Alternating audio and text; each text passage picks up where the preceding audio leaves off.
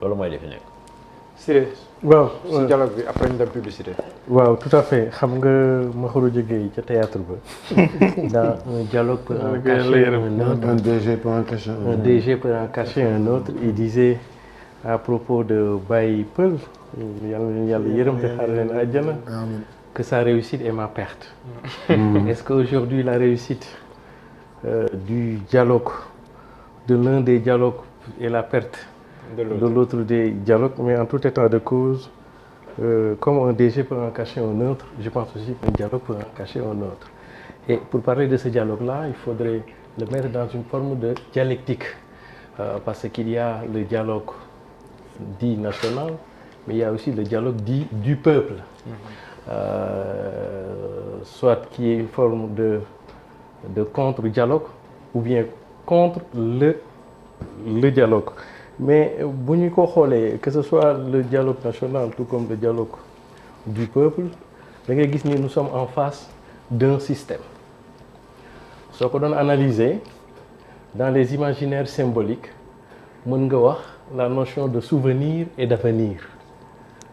Souvenir que peut-être dans les imaginaires collectifs, souvenir de la classe politique représentée par le dialogue national ou dit national.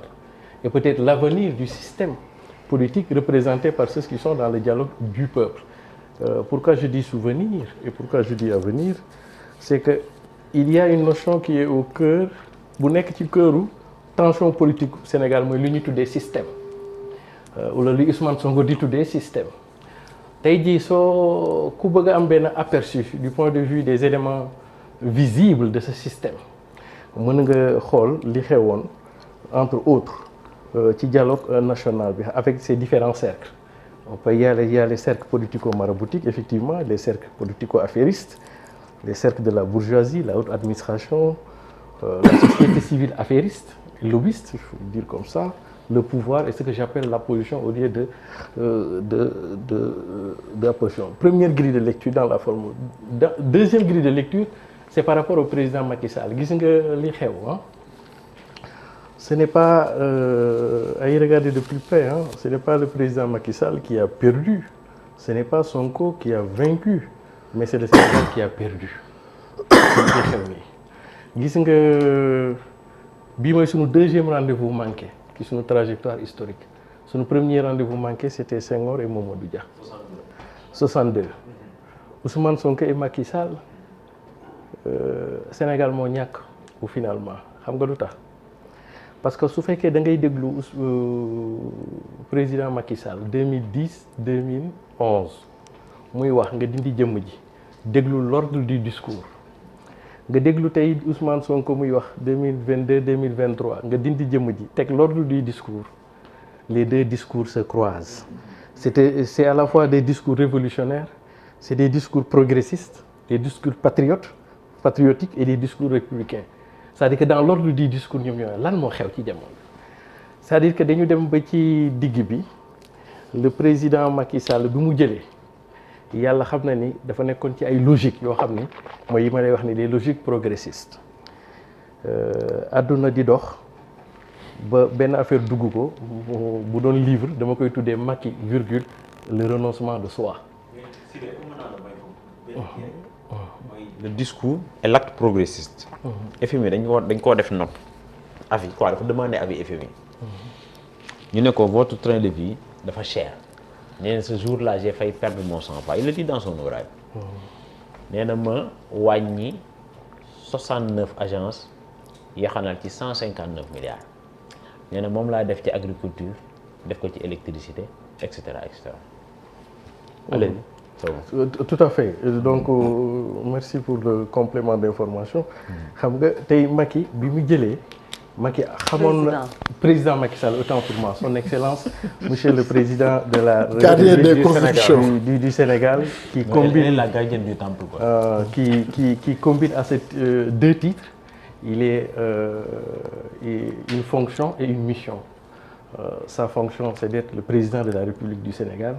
Et sa mission, c'est d'être le chef de l'État du Sénégal parce que lui seul peut engager le Sénégal à aller dans une guerre ou de ne pas y aller dans une guerre. Et c'est lui seul, le seul civil qui a autorité sur le militaire. Il y a 17 millions de Sénégalais. Donc vous avez parfaitement raison, madame. Monsieur le président de la République, Macky Sall. Effectivement, il était dans une belle trajectoire. xamoon na fu mu jëm. sa njëkk rek. waaw xamoon na fu mu jëm. non si. mais dafa dem ba ci digg bi mu def renoncement, ce qu'on appelle le renoncement de soi.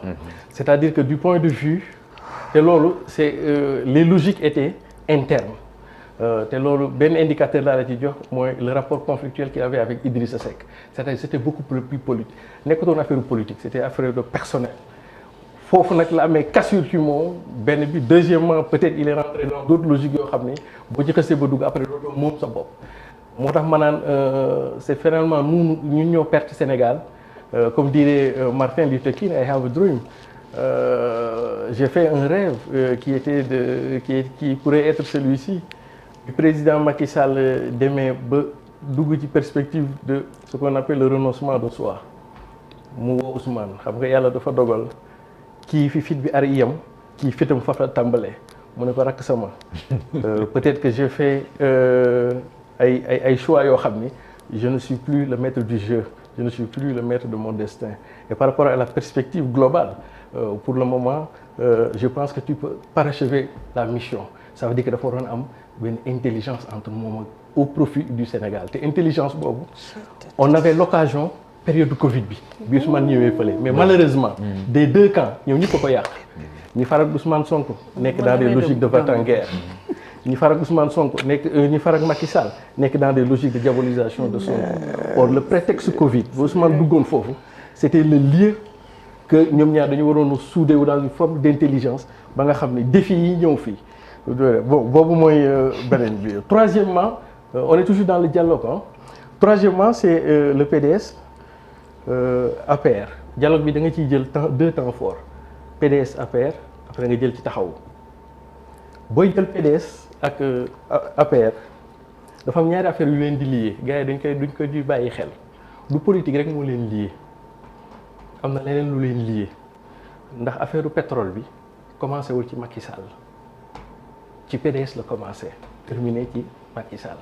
Le fait immédiat donc am na lu leen lié loo xam ni loolu romb na affaire politique li ma ci mën a wax. Deuxièmement, du point de vue politique PDS bëggul dem élection en réalité parce que PDS parewul comme parewul dana laaj loo xam ne c'est du quasi impossible parce que dans les logiques de PDS boo ko toppee ba ci biir mooy su Karim mënut a bokk et à l'éventualité fi ñu ci toll nii mënul bokk à deux niveaux, du point de vue juridique et du point de vue politique. Du point de vue juridique lu tax mënul bokk mooy le droit mooy wax dans quelles conditions lay bokk dafay bokk comme ñoom dañu wax dañu bëgg révision de procès.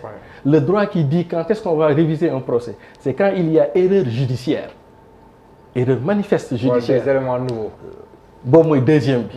C'est-à-dire que ñu juum man maa rey wala man maa def maa jël ñu condamné ma ñu dem ba ci biir di am ni man jëluma woon ak yooyu sax erreur judiciaire révision ou bien un élément nouveau boo xam ni bu feeñoon ca àtte ba du ñu woon am verdict ba donc juridiquement da nga koy dàq. li Azul boo di wax lan moo fi. lan moo fi bees wala lan moo fi ñor ba ñu koy màcc. Politiquement c'est quasi impossible, on est à 6 mois. loolu bu ñu ko bëggee def révision de procès ak famille jaar xam nga ban situation mooy am après du point de vue de. même CEDEAO sax bu amul yenn processus day tere loolu. xam nga sax lan mooy am kon.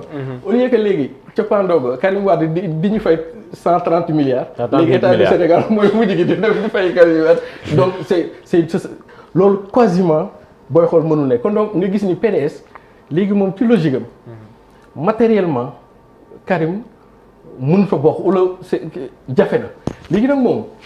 Macky Sall bokkaat sax même bu fekkee sax c'est à contre-cœur moo koy gënal que Sonko fal wala góorgóoru jël nguur gi parce que bu ma jëlee damay def 2 mandats xam nga Ousmane bu jëlee day def 2 mandats kon donc ñoom seen cadre donc or Macky Sall quelque cas lu ñu ciy mën di wax moom benn mandat rek la fi mën def même par extraordinaire mu jëlaat nguur gi benn mandat rek la fi mën a defaat kon donc ñoom ils sont dans le calcul. yow déggoo yaa fa di la wax ñu jël exemple sur Rwanda. waaw mooy boobu danañ boobu dinañ jàpp bi ci des. moom mooy taxawuñu.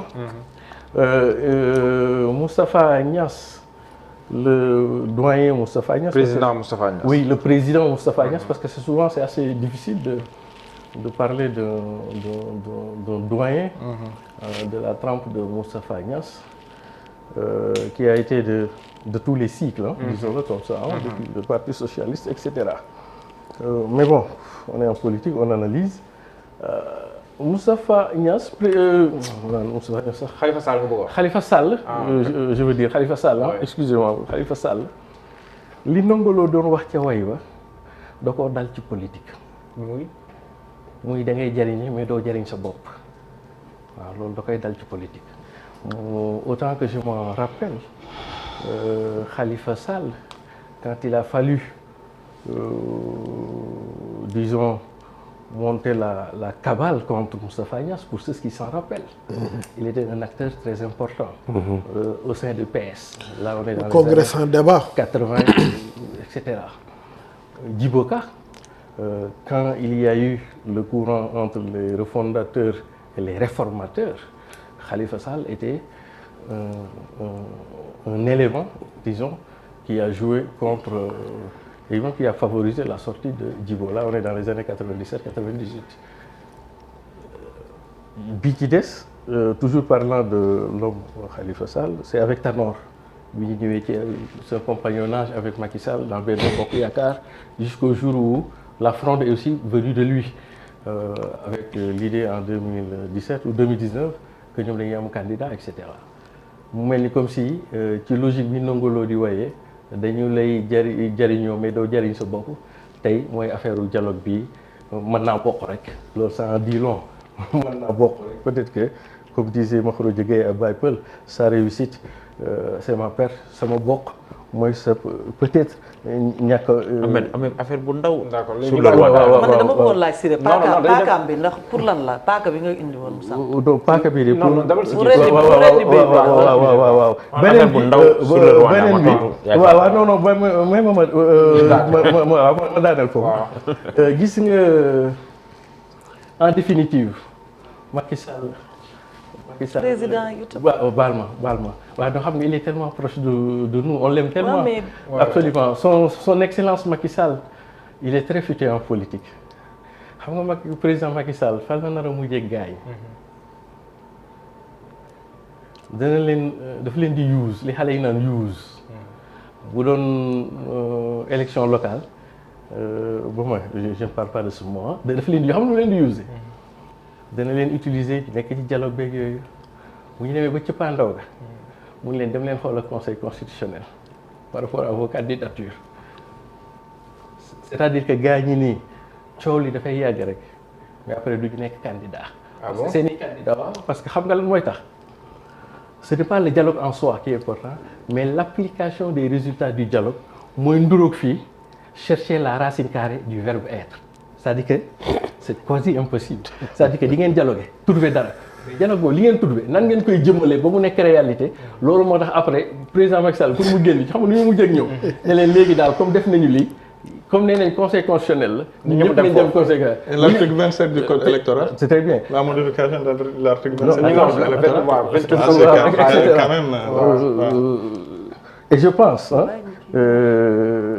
et je pense et foofu lay daanele